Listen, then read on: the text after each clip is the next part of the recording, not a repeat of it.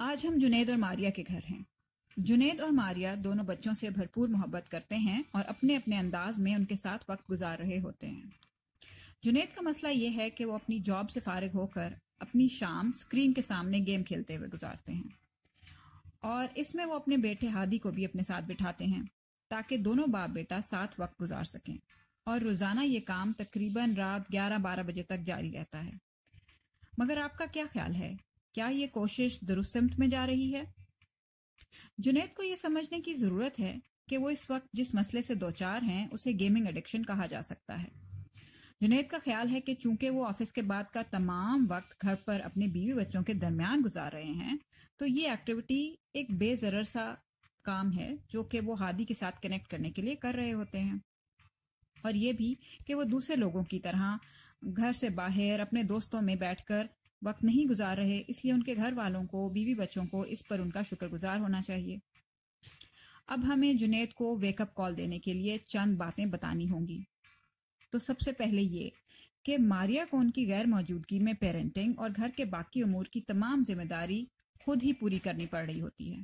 جو کہ ایک طرح سے سنگل پیرنٹنگ کے زمرے میں آتا ہے۔ دوسری یہ کہ ہادی کے ساتھ گزارا ہوا وقت ایک ورچوئل ریالٹی ہے جس میں ہادی اپنے والد کی اصل شخصیت کے بارے میں کچھ بھی نہیں سیکھ رہا۔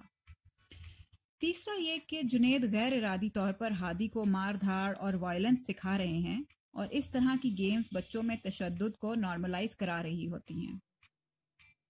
ان تمام باتوں کو مد نظر رکھ کر جنید کو اپنی گیمنگ ایڈکشن کو چھوڑنے کی کوشش کرنے پر راضی کیا جا رہا ہے، اور اس کے الٹرنیٹیو کے طور پر انہیں اپنی فیملی کے ساتھ کھلی ہوا میں کچھ وقت گزارنے کا مشورہ دیا گیا ہے،